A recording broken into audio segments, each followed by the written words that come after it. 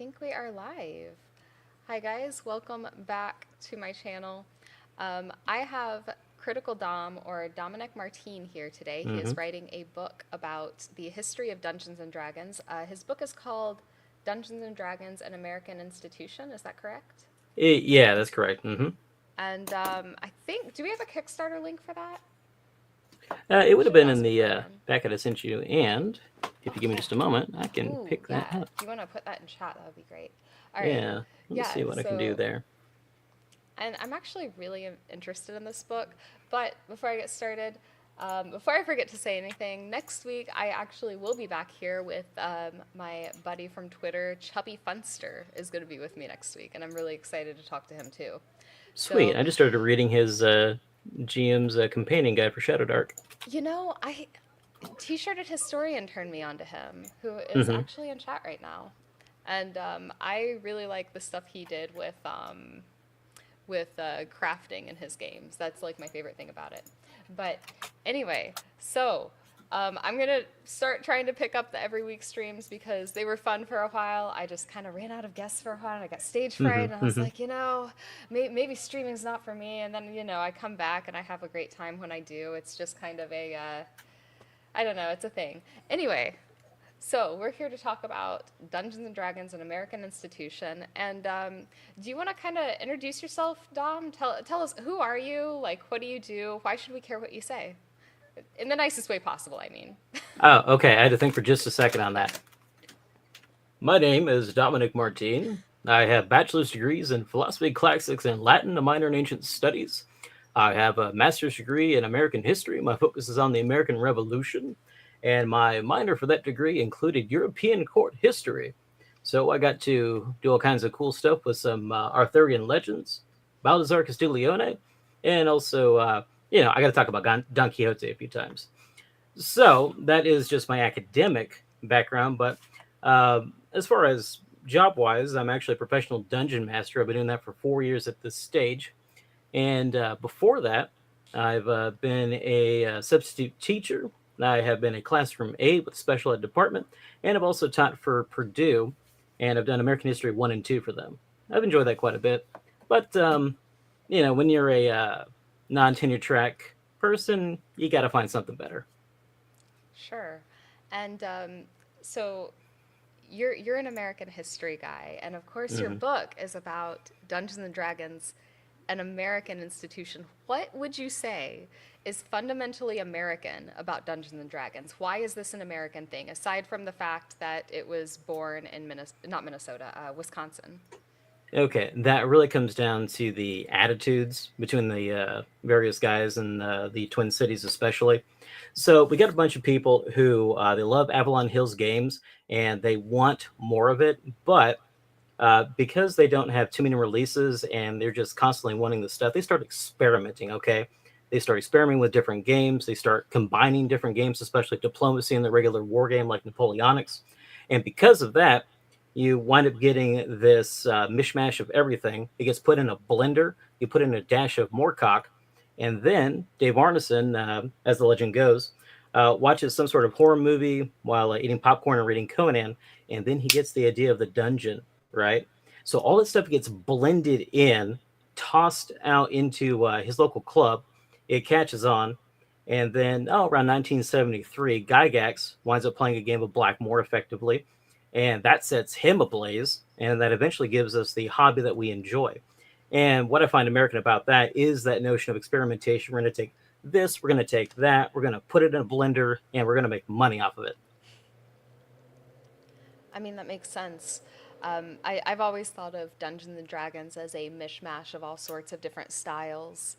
And I think, I know you argue, I believe you argue, let me be clear, that Dungeons and Dragons is a war game because of its roots, correct? Yes, it Okay. derives from wargaming. So let's talk a little bit Yeah. about that. Okay, so kind of the first real like war game you've got from 1824, the Kriegspiel. Okay, and that comes out of the actual wars that Prussia participated in against, say, Napoleon and so on. After that, you've got Charles Totten, who comes up with Strategos, and that was based off of Civil War data. And that winds up developing over time this American wargaming hobby. And this is especially prevalent in the American post war period after World War II.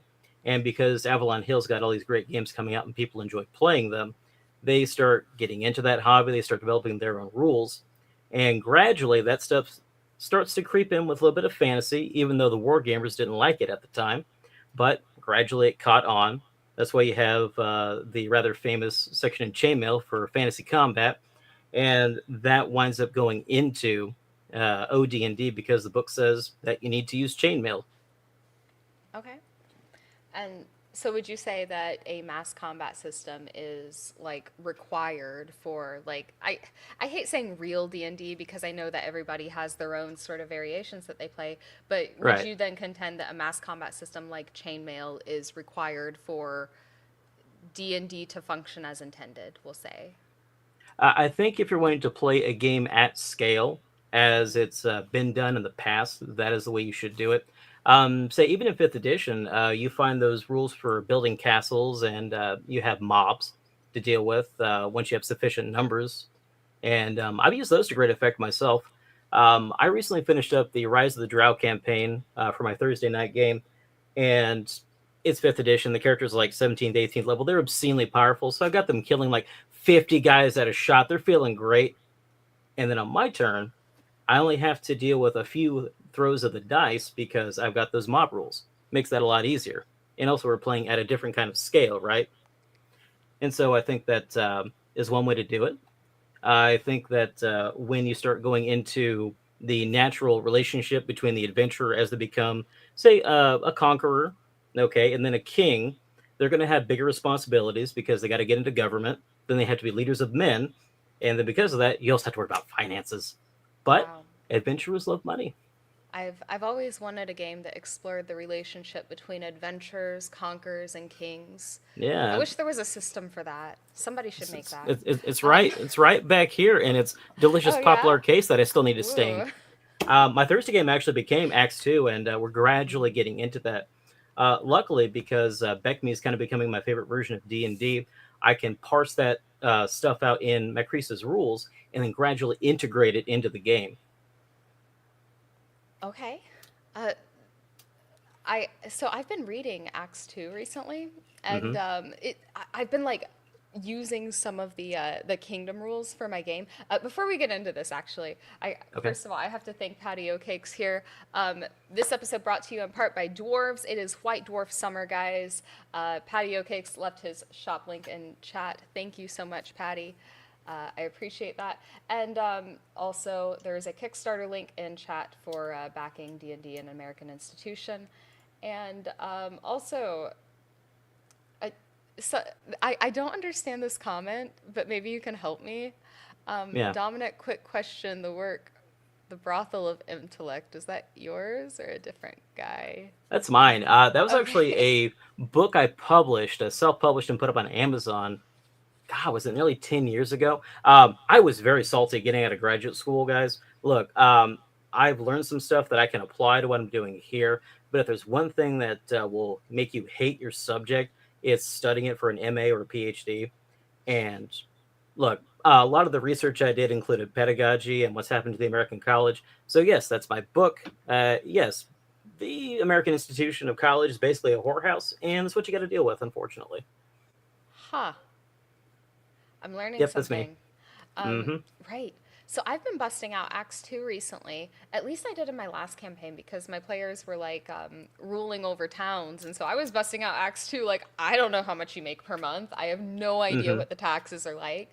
I have no idea how any of this stuff works. Well, it's all in Acts 2. So every time I needed something, it was just right there. It was so easy. I really liked that, especially the morale system. Yes, morale is also part of why D&D is a war game because when you start going into actual war games, uh, something should happen when you suddenly start taking mass casualties, and you have to use a throw of the dice. And well, if your leadership is 9, it comes up at 10. They're out of there. Uh, I'm Okay, so the arguments then for D&D being a war game would be that it was derived from a lot of Avalon Hill games and the fantasy rules for chainmail. It requires like a mass combat system to play at scale. Hmm. And and the morale system is the so this is one I haven't heard actually. Okay. Now I know lots of versions of D&D have a morale system, but the morale system as an argument for why it's a war game. Is Yes. that So okay? the straightforward way to explain this is when you are playing a war game, you, the player, are the general, okay? You're represented by that figure on the field. And then, depending on the game that you're playing, you can only affect the men who are within a certain command range of you, okay? Quite often, you'll also have like sub lieutenants. And depending on the game, you might have to send orders to them that arrive like turns later, and then they might be able to react. But you are playing that character, you are playing a role, it's therefore role playing, but it doesn't depend so much on your leadership when the guys are getting exploded by cannons, right? So you've got some stuff that is out of your hands to then demonstrate the ebb and flow of battle and about all that terrible stuff that happens, because blood must flow. Of course, of course, and we do have. So I actually want to say something about one of the comments in chat here. Okay. So people questioning your background and your qualifications to be on my channel. Okay, let me get one thing straight. This is like a private one person occasional YouTube show. This Hmm. isn't like NPR or anything. I'm not gatekeeping based on qualifications. Like if you have something interesting to say about D&D, chances are I'd like to talk to you. This isn't like I'm not going to do a full background check. I like to hear interesting people with interesting perspectives. I it is not required that you have a master's degree to come on my channel. Even though I have had an astrophysicist on here before, Wow. but that's not the point. Like I like hearing different points of view about the games we play and where they came from. So, what this isn't NPR? Michael says no. This is like a private one-person YouTube show. Like, I'm not doing extensive background checks. I just like hearing people with interesting things to say. Um, but anyway, back to chainmail. So I know, and I don't want to get too much into the controversy here, but I know Sure. there is a lot of debate as to whether chainmail was actually used extensively for old D&D games or whether it was just something that was sort of written down that people didn't use. Do you think that that argument is relevant? And also, would it change things if this wasn't something that Gary Gygax or Dave Arneson actually used? If people Okay. never used chainmail or divorced chainmail from their games, would you still call it a war game? And is that argument relevant to you if since it is written down that way and it does say in OD&D that it requires chainmail? Oh, that's a Does tough that one make because sense? what I'm trying Okay. to figure out, and I've been talking with Mm-hmm. some people because some guys have gotten a hold of me through the Kickstarter, um, who had access to a copy of Chainmail at the time because it's a separate booklet. Okay, so you got a reference to it numerous times, and with OD&D, it also depends on which draft Gygax is working out of. There's a 1973 one, and it's in that. I got it right here. It's in the Making of OD&D book. This overpriced thing with really thick paper. Wow. But he gradually kind of took that out, and it seems like a lot of people tried to make do with what they had because, and I think this is quite fair. When the game came out, it was very expensive. You're talking $10 in 1974, which is about 60 plus bucks today. And then you had to get this little extra booklet to go on top of that.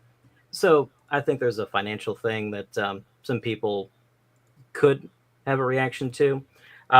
But then you miss out on a lot of stuff. Okay, in OD&D, each weapon does 1d6 damage, and you might be looking at that and wondering, okay, but I've got a pike and he's got a dagger. There should be some sort of difference there, right? Well, you've got these charts in Chainmail that helps deal with that, where you've got these matchups between the weapon, the armor, and because of that, you get a different scenario based on what's going on. So you got unified damage, but the weapons actually do different things. And that's just on that particular issue. But it has always been the case that people have been arguing about this, partially because they don't think that you need the war game stuff at all. Um, Lee Gold recently retired, and I thought I was not going to have access to any issues of alarms and excursions, which had been going on for half a century at that stage. But there was a very generous guy who got a hold of me on Twitter and actually sent me a lot of those issues. And in the very first issue, we got a guy, Ted Johnstone, who says some interesting stuff. And one of his quotes is that D&D is too important to leave to Gary Gygax. So as soon as the game comes out, you got people undermining what he's trying to do. It's like, oh, we'll take it. We'll do our own thing with it. So that homebrewing attitude has always been there. And also there are some spots in A&E #1, maybe also in #2, where they talk about whether or not you actually need chainmail. And they also deny that. They're living in the LA area, so they probably have enough money to buy chainmail. But it just seems that they took the books with OD&D and then started to kind of homebrew, figure out some ways to resolve things themselves. And then because of that, they get rid of the scaled stuff that we're talking about, different weapons affecting each other differently, along with armor. And also, you don't get those neat rules about, building a castle or something like that. Which actually, the castle building rules might be in the third booklet for OD&D. So there's a lot going on here. And because of that, you kind of also miss out on the really cool, where's it at? Where's the fantasy supplement? Yeah. Where for basically heroic fantastical combat, you switch it to where you got like 2d6s you're throwing, okay? And you got one attack each, okay? And if you hit, you kill effectively. But normal men, you're kind of like Conan. You got to be hit several times in a single combat to go down. So you're really trying to angle, if you're doing this war game stuff, you want to get your heroes together, have them fight, and then that's going to largely determine the outcome. In Warhammer, we call this Hero Hammer because you put all your points into these little guys. And once they go at it, that's going to determine a lot of the rest of the entire battle because of it. So that's a lot right there. Yeah. And that's been the case since the beginning, whether or not you actually need chainmail. I think most people know what the word requires means, but I also understand that people may not have had access to it, or maybe not have understood it because of how it was written. Yeah, I think that's where a lot of this gets muddied is I know a Mm-hmm. lot of groups do things different ways, and Right, especially right, in the right. 70s and the 80s, they didn't have the internet, so it's not like people had a hub to share, this is what worked for my group, or hey, here's a PDF copy of the chainmail supplement. So they didn't have the ease of like sharing stuff like that, and so you kind of I Yeah. think ended up with a bigger divergence from group to group than you really do today, weirdly, despite the Yeah, that's fact a that really good there's point, actually. probably 10 times, 100 times more people that play it now than did in the 70s. So I think that, and not having like access to all the supplements, because I mean a lot of times you'd have, I think, people with like, they might have the player's handbook, they might not have for AD&D, they might not have the DMG, they Mm-hmm. might be borrowing it from their friends, so there's like a lot of a lot more like word of mouth stuff, I think, that Precisely. possibly it gets a little bit convoluted. And Yeah. before, oh, go on.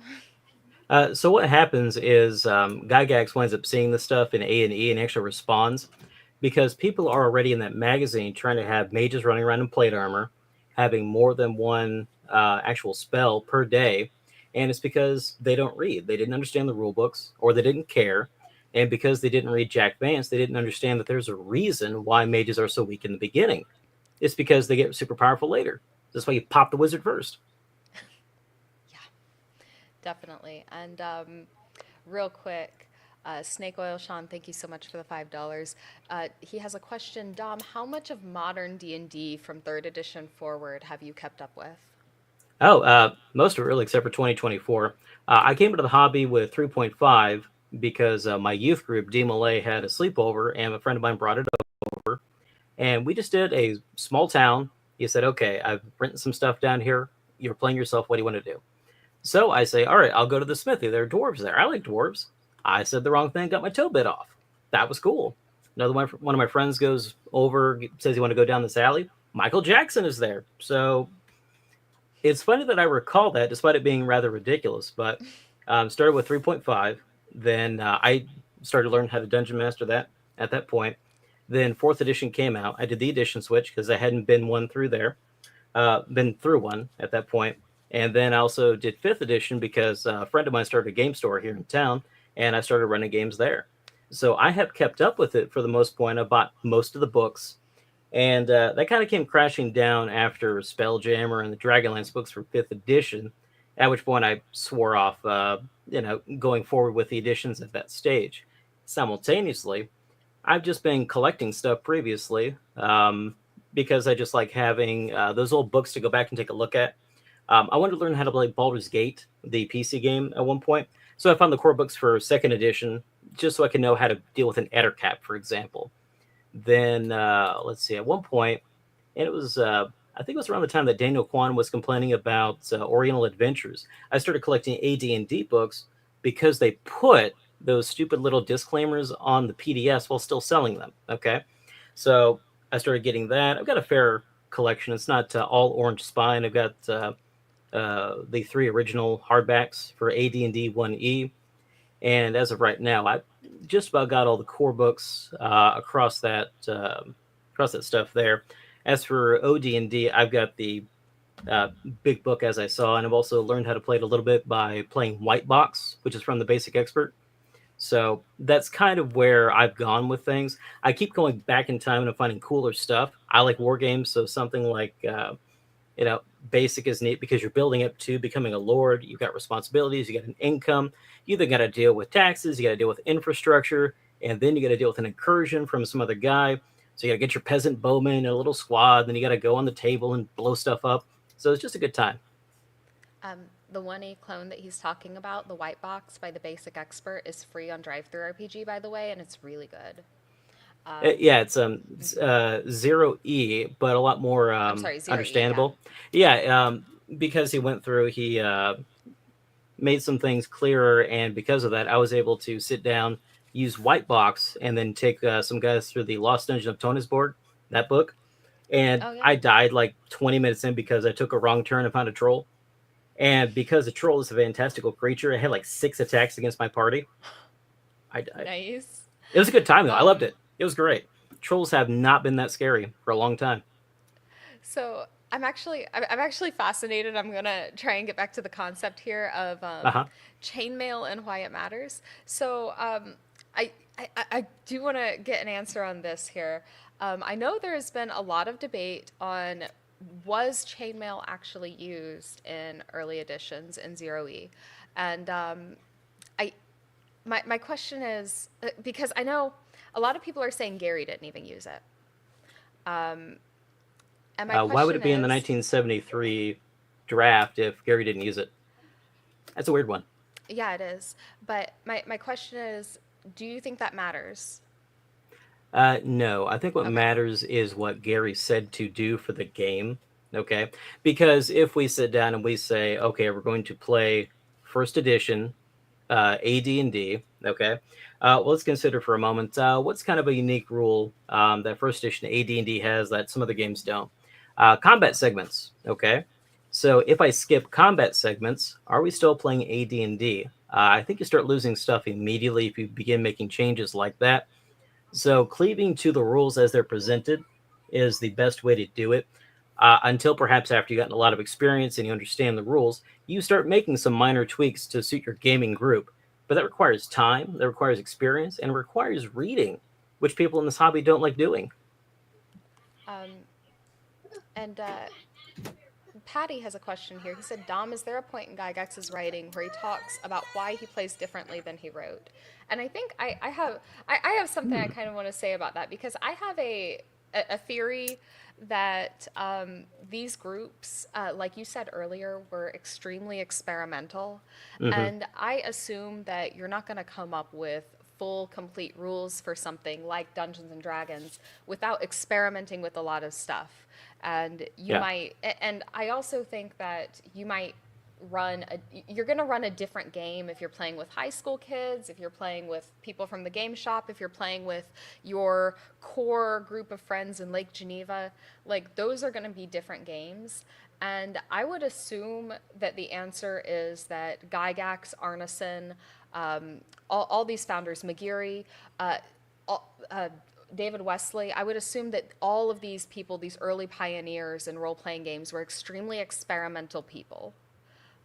who ran a bunch of different games and tried a bunch of different rules, threw out what didn't work, used what worked, and I would assume that every game they ran would be somewhat different in rules. That would be my Yeah.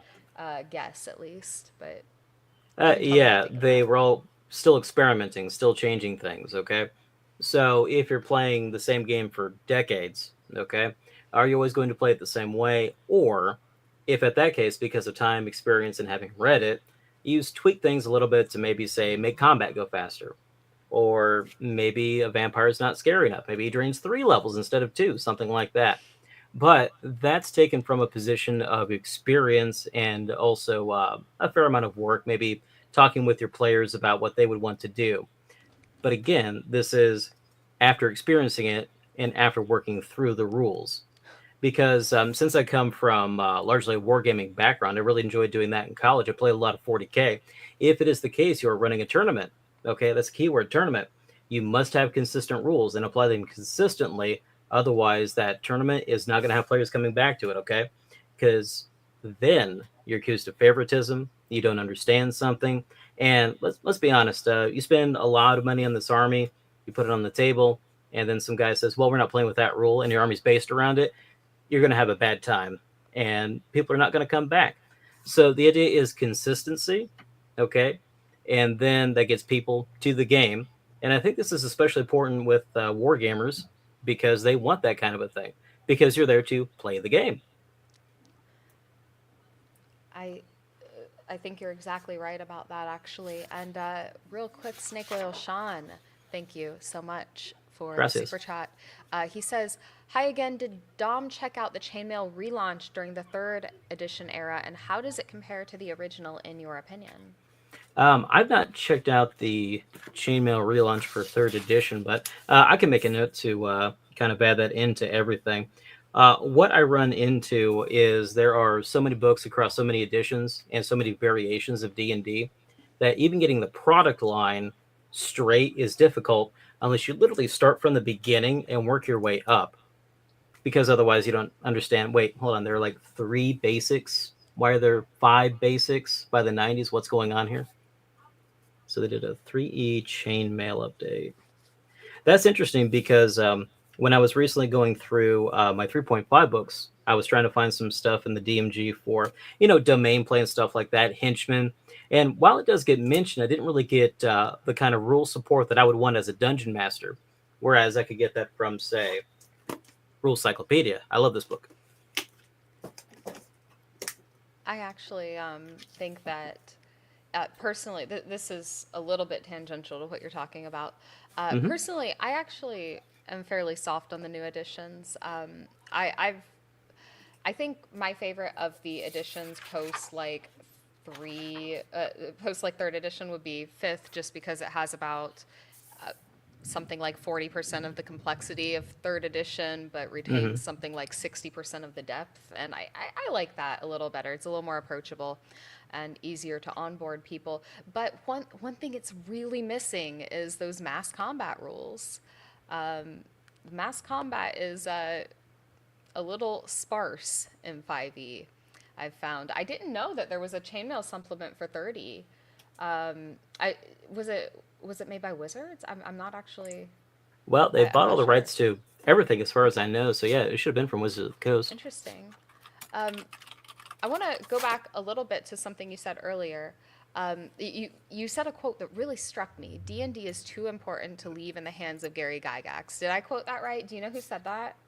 It's a Ted Johnstone. It is in Alarms and Excursions number 1. Uh, I want to find the page number here because I have my Okay. historian. Give me one check. I'm going to bring this up here. Let's Well, see. It looks like page 12. I've got the PDF right here, and I'll give you the direct quote. Initially, they're actually arguing about the rules for like Charm Person and Charm Monster, and about why some nerds are stupid and they don't read the rules. It's been around for 50 years, guys. So he says D&D is too important to leave to Gary Gygax. That's the exact quote. okay. I wondered like where that was from, because I know the founders have been kind of the subject of a lot of, especially in recent years, a lot of a lot of people are kind of going back and looking at things that Gary and friends said and did, and they're like, maybe we want something else and not to be associated with these people. Now, I was wondering if that quote was related to that, but it sounds like it was not at all.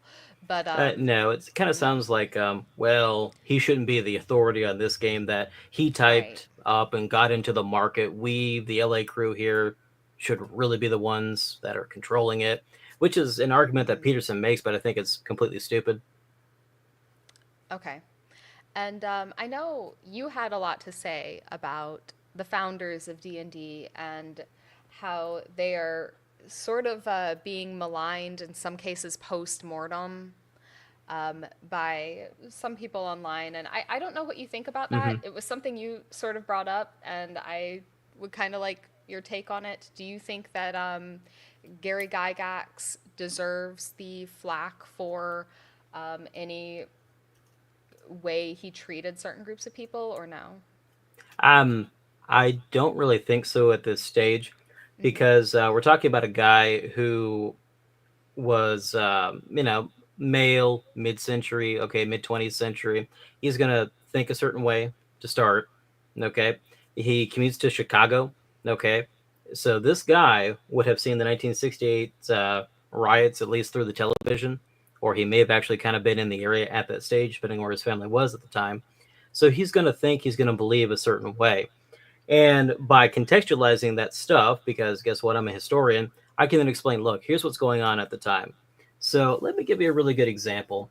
Guy Gax is accused of being this terrible sexist, and this comes out in basically an issue of Europa. It's number 10-11. I'll bring that up next because he has to be hit from the front and hit from the side and hit from behind because he's an entrepreneur trying to actually do something new, and people don't like that. So effectively, Gygax puts out OD&D. It gets into the hands of people. He's promoting it at conventions. He's trying to get those first 1,000 copies sold, and then somebody comes up to him and says, "Hey, where are the women in this? Where are the rules for women?" Well, his snarky comment at the time was, "Look, if the women's liberals will actually buy OD&D, I'll make some rules for them." That's basically me paraphrasing. Because here's the thing about the wargaming hobby at the time, guys. It is 99% white, middle to upper middle class men, 1% everybody else. Why? Because they've got money, they've got time, they're often history nerds, they enjoy this stuff, and they're there to do the competitions, they're there to argue rules, and that's what they want to spend their time doing. They just like it. And it's kind of silly to expect somebody to try to market to the 1% when the 99% is right over there. Yeah. And further, Okay. if there aren't rules for the differences between the sexes, well, guess what? You can do Red Sonja, okay?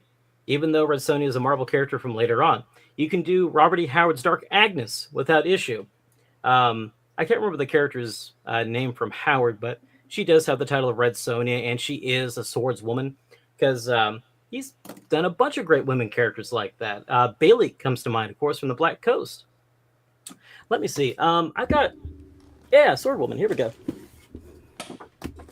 Look at this. Look at this book. It's decently thick, okay? It's Women, Robert E. Howard, the man himself. Look at this. What? The guy writes Conan, and then he does this also? Fantastic stuff.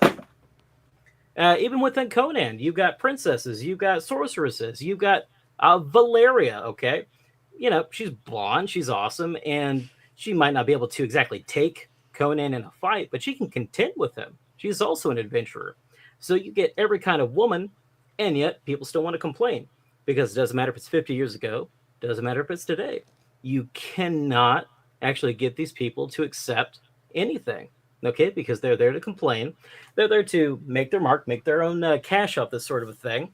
And because of that, 2019, 2020 Wizards of the Coast decide that they're going to put these disclaimers on. Okay. They're going to start getting their, what was it called? Sensitivity readers.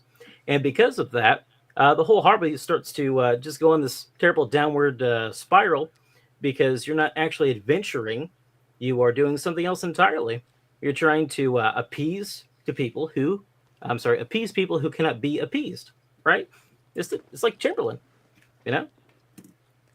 I was in a debate on sexism in D&D before. You can still find it on YouTube. It's on Quick TV. It was probably Yeah. about a year ago, something like that.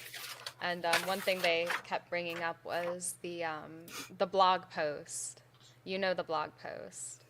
I The believe I do. Is this the one where he talks about biological determinism or something like that? yeah, and that was the main thing, was people were bringing up the blog post as evidence of sexism in D&D, and I actually ended up doing a video on it. I don't see it. I think given the time, and I think given the additions he was talking about, like if you're running it with chainmail and you're running it like a war game, I understand why there are fewer women, and I'm not saying that women aren't interested in board games. Some are, but I mean, by and large, it's a man's hobby, and that's just how that is. And I think because people were saying it's now the hobby is like maybe 40% women, but that's, I mean, the versions that he was talking about, I think, are closer to the demographics would be closer to what you'd see at a Warhammer tournament. It's a sausage fest, indeed. I mean, and there are some women, but it's by and large, on average, they are less interested, and I think he was completely correct about that. I don't see anything sexist about it at all, and I've found I was kind of, I don't know. It seems strange that people try to twist his words into being woman hating when we have all sorts of testimonials of women who have worked with him and who knew him who said, you know, he paid me well, he treated me well. Like, I don't know what the deal is here, you Yeah. know? I can actually address the sexism thing that actually occurred at TSR. That's actually rather important for the present Hmm. discussion. And it's because Tim Kask, who was the original editor of Dragon, he keeps doing interviews. He keeps doing his curmudgeon of the basement thing. It's fantastic. Okay. In one of those, he brings up that Darlene Pickle. I'm not sure if I'm saying her last name correctly, but that same Darlene who did the Greyhawk map. Okay, a probably the most beloved map in the entire hobby. Okay, originally she had tried to get some art to TSR, and then she got rejected because she's a woman. Uh, Tim Kask had said that this was actually David Sutherland who did that, and so she went over to Kask, who saw her art, and he enjoyed it. Immediately put her in. Gygax eventually saw her art because of that, and so she has stuff in the DMG. Okay, and so talent wins out here. If we're just talking about women in general, when it comes to say even the Black Boar Munch, let's see, Gail Gaylord, she was one of the first role players. And then let's see, 1976, Andre Norton. Okay, the fantasy author who I only just started reading recently because I wanted to actually read Quag Keep. She writes the first D&D book that is a piece of fiction. It gets published in 1978, and it is very much old school D&D. And it's kind of neat because in that adventure, you got people being put under a gauge by a wizard, very much in the style of, say, Fafhrd and the Grey Mouser. Then they all are forced to come together. They've got these little strange bracelets with dice on them. They concentrate, then they get to roll on the random loot table. It's kind of fun. And so they've got to deal with a dragon. They've got to deal with this curse. You got law and chaos vying for control in Greyhawk. And those are constant themes. He let a woman play in his game. He played it with his daughters, and they had a good time. Let's talk about a real sexist from the 70s for just a moment, okay? I have in mind a fellow named Mort Saul, who was a comedian, but he won the Dick Cavett show in like 1970, 1971, somewhere around there. And he immediately comes on and talks about how there were no intellectual women at all, as in women cannot do intellectual activities. And so he Oh, pushes that, and he says that a woman's place is in the stove. That's your 1970s sexist. He's the guy who won't let you do anything.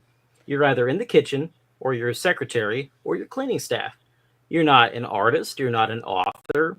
You're not changing the face of the wargaming hobby to give birth to role playing, as a lot of these ladies participated in, and helping to create an entirely new market.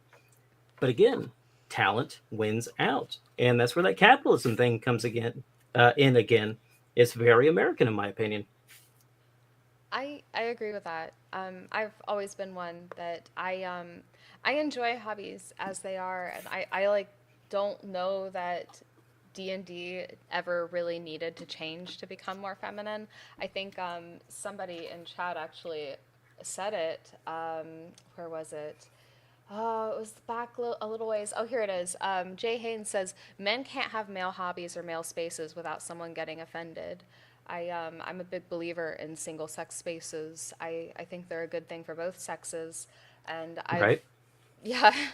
Yeah. So I mean, I'm not going to ask to join the DAR, right? right, you know, uh, Sorry, let me go ahead and that's an acronym. Daughters of the American Revolution. Okay. So, I right, mean, my family's like, you know, come to America in the last century or so.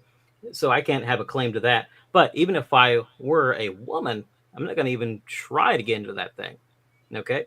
Because you can have these sex segregated things where men go here, women go here, and it's an entirely different feel. Groucho Marx also talks about this on occasion where, the men go, they smoke cigars, they drink, they tell dirty jokes, and the women are probably doing the same thing. yeah. Um, and really, I had kind of a notorious sort of run-in with one of the with the Bro SR, which is fairly maligned as being quite sexist, and there's this idea that they don't want women in D&D or RPG hobbies at all, and like my run-in with them was kind of more like it had the undertones of, hey, we have a male space here. We are a men's club, but we support what we're doing. We're not going to simp for you, but we support what you're doing. If Hmm. you have any questions or you need any help, let us know. And like, I don't find that sexist at all. Why would they let me into a men's club? It makes no sense. I don't want to be in a men's club. Anyway, Doc Flamingo, thank you so much for the $10. He says, complaining that there are too many white males in gaming is akin to saying that there are too many black males in hip hop music. That's the that's the culture it's originated in, and so it slants that way. No more to it. Basically, I mean, Dungeons and Dragons was born in Lake Geneva, Wisconsin. I would like to know the demographics of that because I think it's, at least at the time, I would say it's probably pretty reflective of the demographics.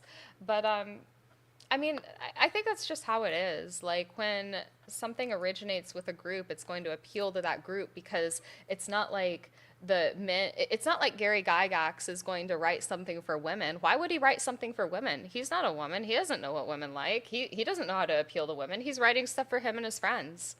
You know. I That's gotta a say, that. his wife liked Yeah. him. They had 5 kids. Yeah, that's true. I gotta bring this up because this does really bug me. Okay, so I've got Playing at the World 2E. I hate this book anymore. I read it 2 times. I'm Mm-hmm. gonna have to read it a third. But Really? I noticed on my recent read through that I couldn't find a reference to Mary Jo Gygax in here. And it's really strange that you've got the author here trying to call Gygax this terrible sexist and try to grill him for that article about women characters for OD&D and D and Dragon number 3 when he wasn't even in power because that was Tim Kask who was the editor.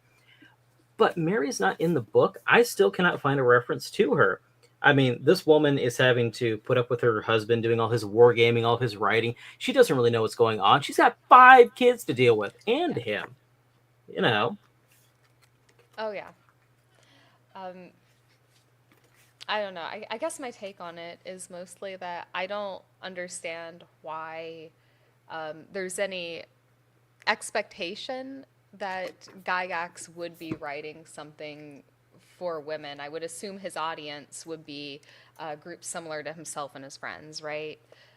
Yeah, I mean, It you makes write total for an audience. sense. You have an audience in mind. Yeah. Yeah.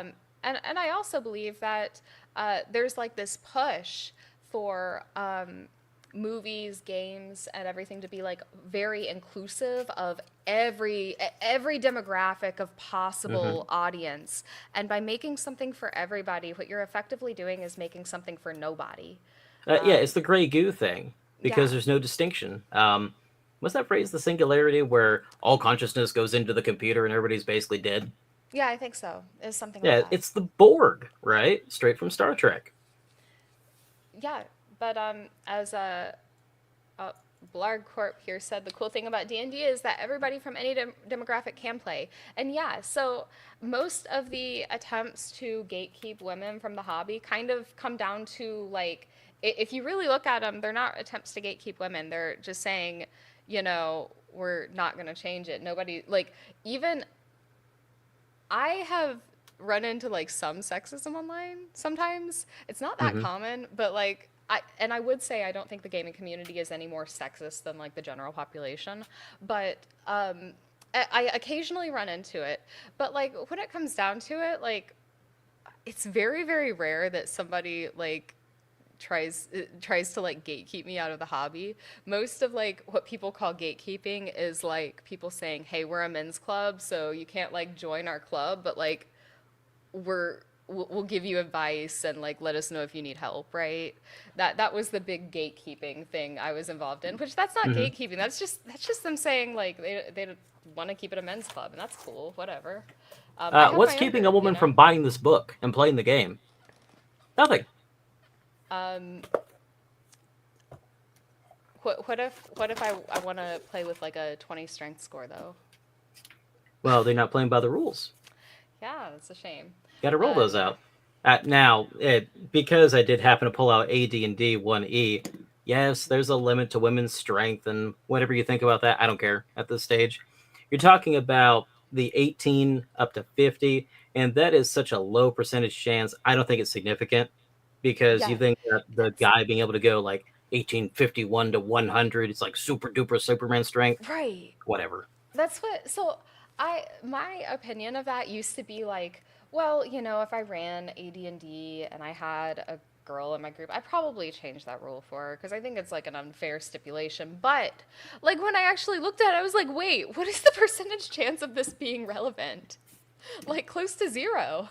Infinitesimal. I honestly think it's sarcastic. Kind of like how you got the harlot table in the back, because once ADD comes out, it's after Gygax has been basically broadsided by a lot of these people, put upon in the magazines, and let's be honest, the guy could hold a grudge.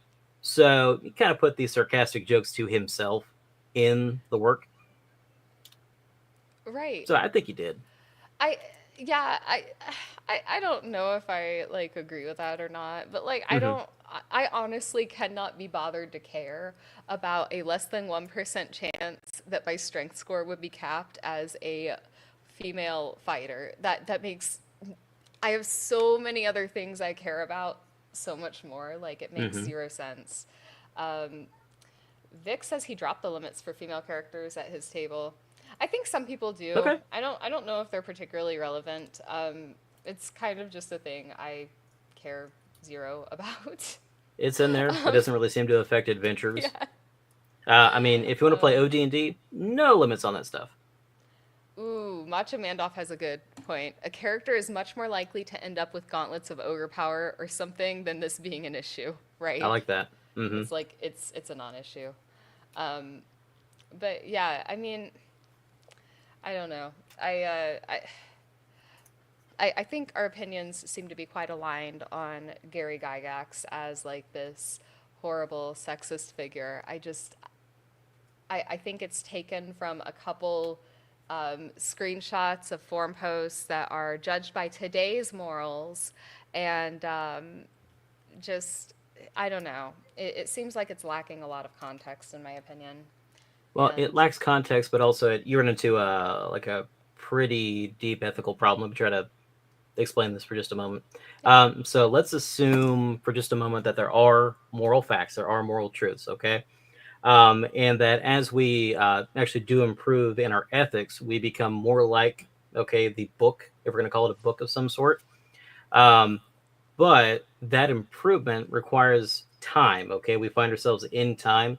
So even if you do take that to be the truth, unfortunately, whenever you look back, it's going to be a less true ethical thing. So that's why you have to try to contextualize everything.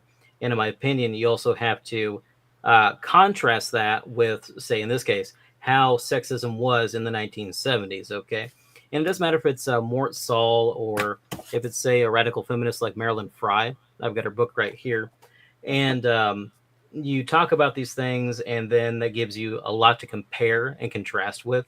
And that's why I think overall that Gygax is not really bad by comparison at all, because um, from everything I've said so far. And Yeah. then even if we want to say, okay, let's judge something by today's moral standards, let's assume that for just a moment. That forum post where he talks about how there's something, say, natural in women that they don't want to play role playing games. Are you denying his lived experience? I know everybody's heard that phrase up to this point, but if we take these things as being true, if we take these ethical standards, you have to apply them equally, right? Because if there's a moral truth, we got to contrast it with that, right? And so, by that standard of today, if Gygax is saying what he believed at the time, how can you say that it's false? Unfortunately, a lot of these people don't believe in moral objectivism, and because of that, they can just chameleon like change whatever they want, and so they can't be held consistent, and so they can just then show that everything follows a contradiction. For example, I hope that made some sense. Yeah, I think my main point on that, the thing I care about is it seems that to me, I think actions speak louder than words. And Hmm. I think that the number of women employed at TSR and who contributed to Dungeons and Dragons over the years, to me, like outweighs anything he would have said in the forum post if the forum post was 10 times worse. Um, that's what I care about. I mean, clearly there were women included. Yeah, I when don't it see a comes problem. to D&D fiction authors, who's more famous than Margaret Weiss? I mean, Salvatore, like I think he's comparable, but people love Dragonlance still. And I gotta admit, I hate Dritz anymore. Gosh, I loved it in high school. Um, I but got 9 books in, then I realized that this guy's not changing. He's not developing as a character. I'm kind of bored now because I've right. gotten that way with Gotrek and Felix, and I really enjoy those books. But you do a time jump. It's 20 years later. They come back into the Empire after going to really cool places like Cathay and Araby, and I really liked Orc Slayer. But then I've gotten to City of the Damned, and I'm just bored because Gotrek and Felix are doing the same thing. The authors can't actually bring his story to an end because he makes the money, and so he becomes this cursed guy. And then the end times happens. Felix gets killed, and then they put Gotrek into Age of Sigmar, and I hate it. This is a bad time to mention. I don't know anything about Warhammer, That, but that's fine. That's just that that's just a sounded. gripe from me. Yeah, yeah, I share that gripe. I think you're 100% right. I think Sigmar shouldn't have aged like that. Um, um, I. So Anyway. there's a lot of silly stuff going on there, but Yeah. it's just kind of this thing where over time in a piece of fiction, if your characters don't change, then it just gets boring, right? They're supposed to go through some kind of arc, right? And Right. although I'll admit it's way too long, but I do love the Wheel of Time. It's my favorite fantasy series. But Rand Really? changes a lot over time. Perrin changes a lot. Matt, like the only character who doesn't really change all that much is Nynaeve, and that's really important to the plot resolution at the end of the book. Like the whole series, 13 books. I. Yeah, I read the first one in like high school, but I don't Hmm. know. I've always thought maybe I should go back and revisit Wheel of Time, but I don't know. Michael McLaughlin, thank you for the $5. Gary was big on insisting that D&D appealed to women because of its non-wargaming aspects. TSR also had Heart's Quest adventure books aimed at young women. Yeah, so I think it's actually interesting because when I was in a debate on this, they were saying that they mentioned that like they read the blog post, which I think ended with something like D&D, if it were to appeal to women, would have to like erase a lot of what makes it D&D and change to something else. Um, and that's kind of in a way what's sort of happened over the years. You could say that D&D does appeal to more women now. I threw out a 40% figure earlier of players are women. That figure was I made it up. Like I don't actually know what percentage of D&D players are women. Hmm. It's probably something like 20 to 30%. But like I said, I'm just making that figure up just based on what I see. But I think a lot of it is that it has moved from its wargaming roots and they've kind of ditched things like mass combat. You don't hear a whole lot about faction play anymore. You don't hear a lot about like world. politic play, like diplomacy stuff has kind of been thrown Hmm. out. Chainmail's been thrown out, and it's more of a microcosm on an adventuring party. Now, I think a lot of people who follow me probably know that I've been doing experiments on bringing in kind of a domain play again, except from the very beginning by making the players gods and controlling civilizations. But I found it does, like, I think people who haven't played with domain play probably don't even realize like how much that completely changes the game. It's just like it's a completely different game.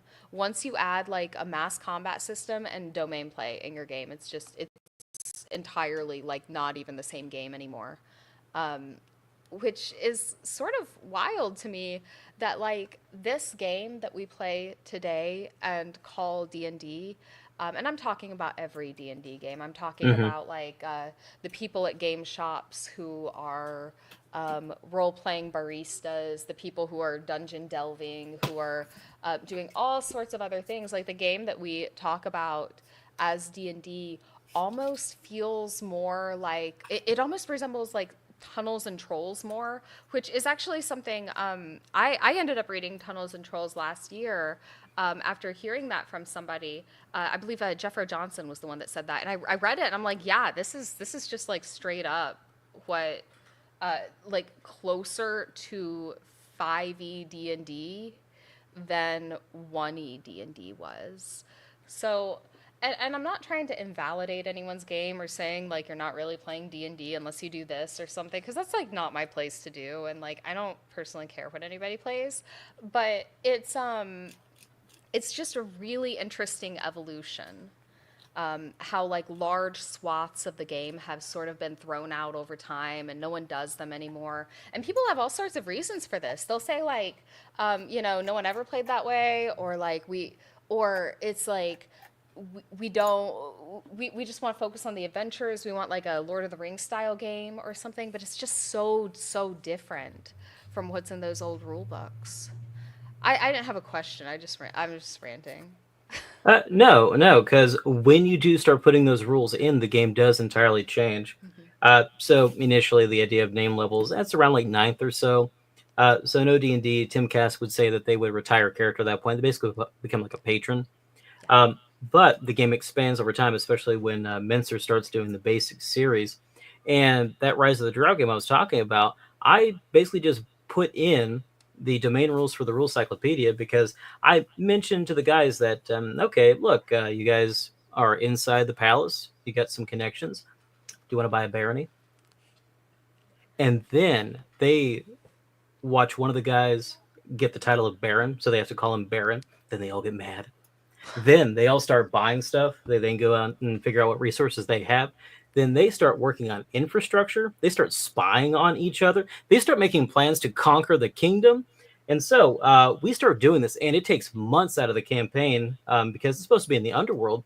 But I've got stuff going on down below at the same time that change the end of the game because they're having fun with that stuff up above. And because of that, once the game finally did wrap up, we started going through, okay, so you have these plans, these plans, these plans. Who wants to actually try to make a bid for the kingdom? And it really just came down to whether or not one character who had basically seduced the princess and married her, we had to figure out if the new child of the king and queen was going to be a boy or a girl, because the boy would take precedence. We rolled a boy. His plans go just, they're gone because he's never going to be able to actually deal with that, because that kid, he'll be resurrected if he dies. And so, nope, you're not killing that baby boy. You're done. You can't even think about it. And so, it's entirely different, and it's quite a bit of fun because the guys are also concerned with how much money that they're going to get per month. Who are they paying to do stuff? Do they have a spy network? I had a character put out a bounty on a henchman for one of the other guys because this wizard, she went off on her own to go do some adventures. I like the idea of introducing players to this by saying you want to buy a barony and just like not Mm-hmm. explaining domain play and just um, bringing it in It's that like little in a hook. You soft way just like get them that. in like a Yeah, that's fish. that's actually kind of cool. I want to address a couple of the comments in chat first of all. T-shirt says, "I am forcing my players to world build." I absolutely am. Um, I take no more questions on that, on the methods I use there. Um, and I'm going to get to Patty real quick, but I got a rant at Michael McLaughlin saying you can't run Dominion stuff at one-to-one time. You can. I think I think a lot of people, if your focus on your game is domain play, I think fixed time ratio is where you want to go. I was thoroughly convinced by DM Blackwall that 4-to-1 or even 12-to-1 time works if your focus in your campaign world is domain play. Personally, my focus is fleshing out the world, and I like it to move at the same speed of our world. So I use 1-to-1, but some people use 4-to-1 and then 12-to-1. I think domain play really benefits from a fixed time ratio. That way everybody Hmm. knows how long they have to take turns and to make their moves on the map. I think I would almost say that fixed time ratio is I hesitate to say required because I don't know if I have the expertise to say required, but I think it's at least a boon to games with domain play. And then I kind of want to go to a question that Patty asked. He said, "How does one as a designer make their products in line with the American institution?" That's a strange question, and that's totally for you. Huh. Well, I'm thinking about the cover. What I can say is I had some notion of a dragon with the American flag, but that's a very rough concept. My focus at this stage is really getting the manuscript taken care of, getting everything set up there, and the art stuff will come later. I actually got put in contact with one of the guys who does art for Dungeon Crawl Classics, and I'll be commissioning some art from him because I love that stuff. Because I really enjoyed looking at some of their adventures, looking at the rule book. Actually, you had mentioned Blackwall. I'm actually heading up to Michigan to play some games with him next Oh, weekend. Going to be gone the really? entire time. Oh, Yeah, going that's to play Horde exciting. Wars Advanced and actually die and then come back and have a good time. Yeah, he's one person in the space that I would say is like unequivocally awesome. He's just been like really cool with me. He helped me make a Horde Wars character, Nice. and I've been on several streams with him. I really like the guy. He's fun. Yeah. Um, but I don't have a good answer for that, Patty. it's a hard My question. focus is just on the text at this stage. Message me and we'll figure something out. Pretty easy. Okay. Okay. And is there anything that I did not ask you that you wanted to talk about? Because I went over the big things you talked about in like your post the other day Right. when you like listed some things that your book was about. But Yeah, I'm mhm. focusing on the war game stuff Yeah. because when you're playing the game at scale, like they did say in the Twin Cities and also over in Lake Geneva, you wind up having these different kinds of game sessions, and it keeps people interested. One game you're playing, say, the rule of a country and a game of diplomacy. Then you make your moves, and then if a combat does occur, you go to somebody's house, and then guess what? You're playing that game. You are writing letters and making calls to the other people to try to negotiate or try to do some backstabbing. And one thing I did notice reading all this is that diplomacy was considered a war game by them. I didn't expect that. I tried diplomacy a couple of times in college and I absolutely hated it. But that might be my fault because I like playing the Italians. Okay. So they do all this stuff. They have a budget. Okay. They get an army. And then they have to actually apply that to the battlefield and then try these different things. And to me, that's very appealing. I like the idea of that. Arneson, in his first fantasy campaign, says that the points values for stuff are taken from chainmail. So they're thinking about all these things happening at scale consistently, and also arguing quite loudly about rules. So that's just another thing to kind of press forward with this idea that D&D is a war game, because we find vestiges of that stuff elsewhere, even in later books. So let me grab my fifth edition DMG. I got like a pile of books here. I got to go through everything. Okay, so page 128, it's got stuff, construction costs for an abbey, or say a small castle, trading post, a fortified tower. Then it has construction time. Are you going to hand wave that? Maybe.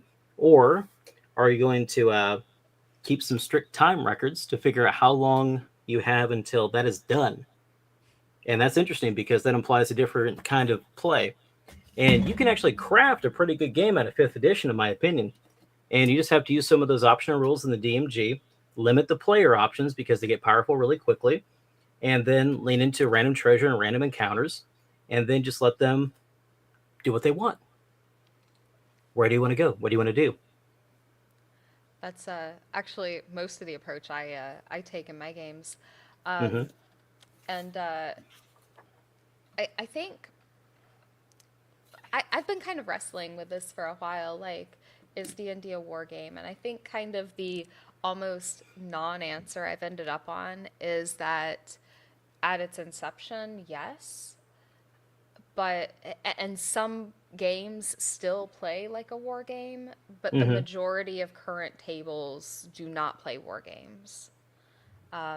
Because I think what makes it a war game, in my opinion, is almost it's tangential to chainmail, but I don't think it's chainmail alone. I think it's a lot more of the domain play. I think so.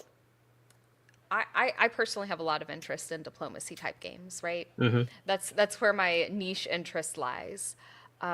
And I love the dynamics that arise when each player is controlling a country and how players will ally with each other, stab each other in the back, they'll plot Mm-hmm. against each other. I love these things, right? And I think that you get that same sort of dynamic when you have domain play. And I think that that's what makes it a war game. And the more that falls out, the less you'll have. And actually, I saw a meme. I know, we're talking about memes now, right? I I saw a hate meme memes, not gonna recently. lie. You hate memes? All right, Yeah, you'll I'm love kind of this a meme. curmudgeon about that stuff. I'm not That's even fine. gonna Just like show it. show Show you it. the It's fine. meme. I'm gonna tell you Okay. about the meme. It's gonna be great.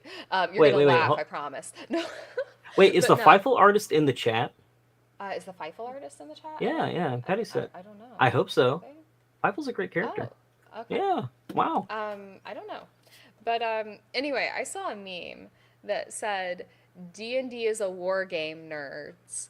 When, like, in quotes, D&D is a war game, Mm-hmm. nerds, when Wizards removes downtime from 5.5, and it had like Walter White screaming or something, right? Oh, yes. And Okay. I know the format. which was so and it was such an interesting meme to me because it, I think, distills how people misunderstand the argument for D&D as a war game because they think it's all about combat, and like they're saying that combat is all you have left, so it must be a war game since all of the Mm-hmm. rules are about combat.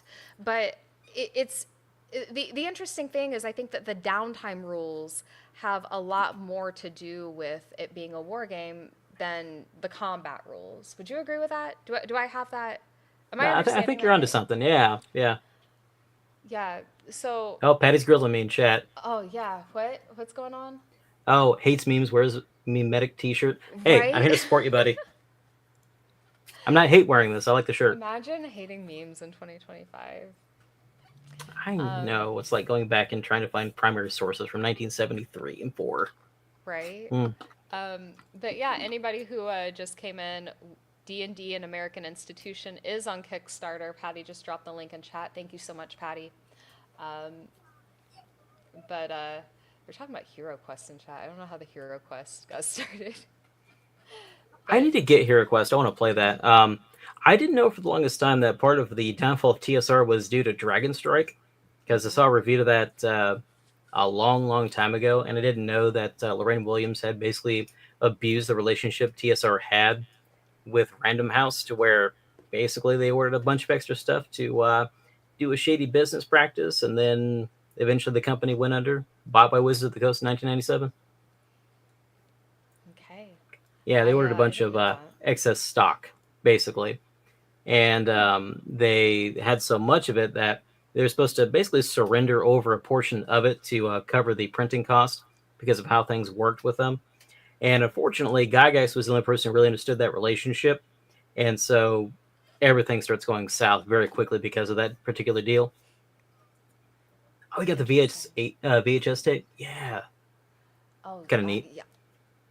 I'm learning a lot this conversation. This has been a really enlightening conversation, actually.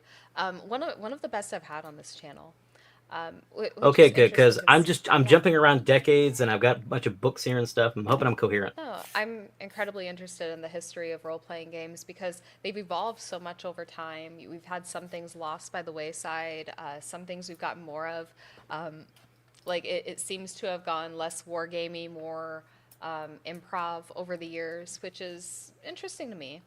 Um, and I like a blend of both. I'm Hmm. someone who who almost likes the theater kid acting stuff, but I want to bring war game elements into my games. I want my players to not be like the get along gang working together. Yeah. I want them to be plotting against each other. I want them to have in the back of their mind, all right, this is my backup plan in case this guy betrays me, in case there is an attack on my country. Um, I I want that for my game, and that's something I've been working a lot with. I don't know how much you know about my Godstein. I'm not gonna go on that because if I do, we'll be here all night. I will be talking about that on my channel soon, though. I plan to upload a little bit more in the future here. Anyway, um, we are gonna go ahead and bring this to a close. I know you have stuff you need to do this evening. Um, Thank you guys for hanging out. Thank you, Dominic, for gracing my channel because this was like one of my favorite conversations I've had on here. I'm not even kidding. This was awesome.